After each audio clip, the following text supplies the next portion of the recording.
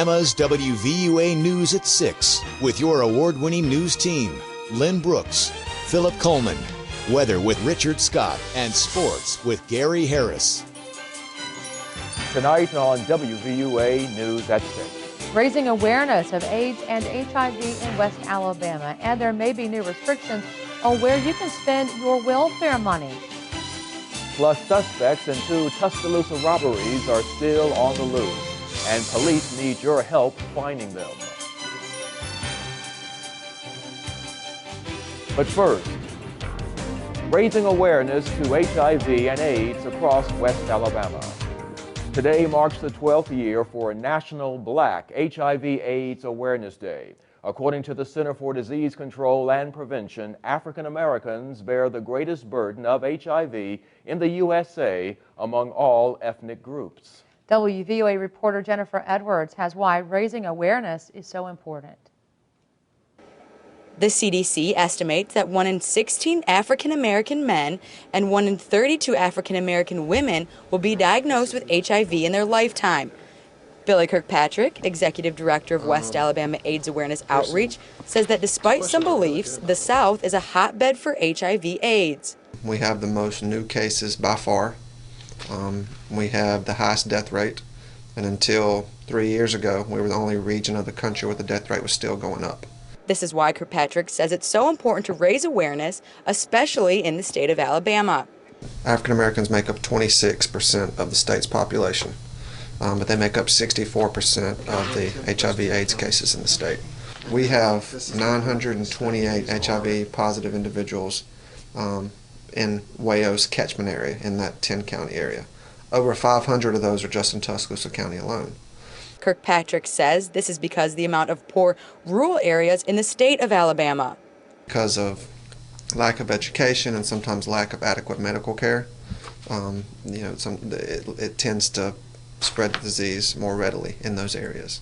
According to Kirkpatrick, there are still 15 to 25% of people that are infected but aren't aware of it yet, so it's important to talk about it and get tested. And I always try to encourage folks to come get tested, even though it's scary. We're very compassionate to that. We want people to understand that even if they test positive, the chances are very good for them having a normal, healthy, fulfilling life. We need to be able to discuss these things freely so that we can deal with the very real issue that AIDS is presenting in our state. Reporting in Tuscaloosa, Jennifer Edwards, WVUA News. You can learn more about HIV and AIDS awareness at the U.S. Department of Health and Human Services website. Get a shortcut by going to WVUATV.com and click Numbers and Links. On your home team Crime Watch, the latest on a Tuscaloosa County shooting that sent 6 people to the hospital. As we have reported, this happened late Friday night at the Eddings Estates in Cottondale. Tuscaloosa County Sheriff Ted Sexton has strong words for anyone threatening retaliation against the victims. And according to Tuscaloosa Metro Homicide Unit Captain Lloyd Baker, 2 men broke into an apartment, demanded money, then opened fire. 6 people were shot, including one of the suspects. Officials tell us 3 people remain in the hospital. Authorities say Tavon Raleigh Thomas and Donald Wynn have been charged in connection with the shootings. They are charged with robbery, attempted murder, burglary, and assault. Law enforcement officials are beefing up protection of the families. Tuscaloosa County Sheriff Ted Sexton says he will not tolerate any retaliation.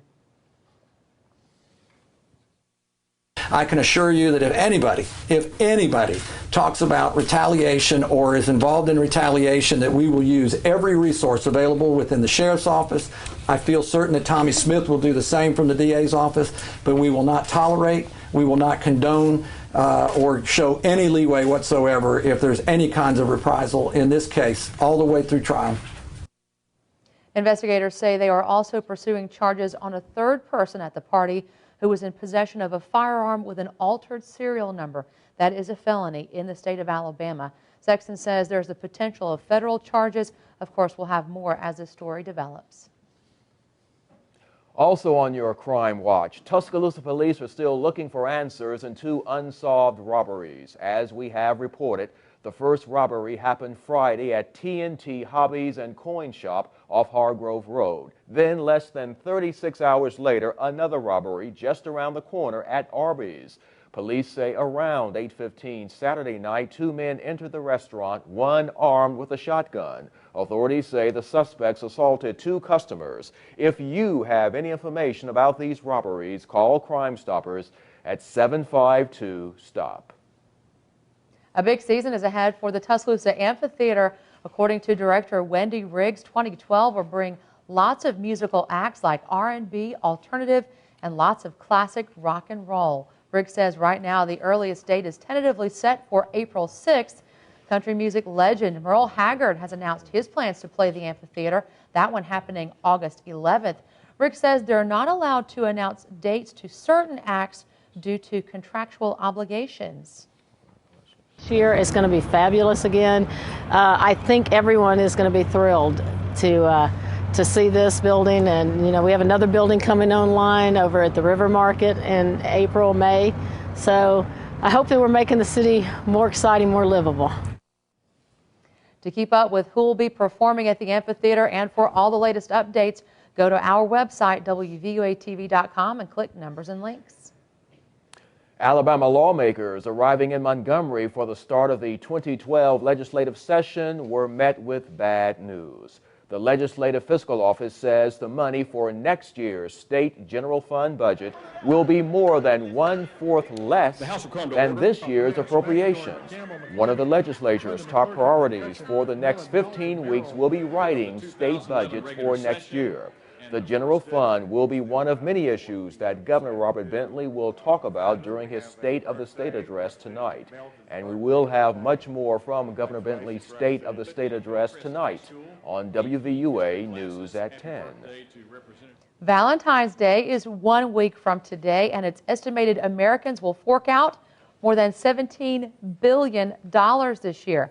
Experts say the average person will spend about $126. That is up 9% from last year. Tyrek Humphrey, owner of Sue's Flowers in Northport, told us they've already had lots of people placing orders for next week, saying they already have ordered 2,000 roses, but there are plenty of other options for that special someone. Then we're adding a lot of stuffed animals and boxes of chocolates with those also. And we do have little baskets that we do, and then we do add chocolates with those too, and balloons. The National Retail Federation says the most popular gift is jewelry. Coming in second, a special evening out. How do you spell success? Of course, that depends on who you are.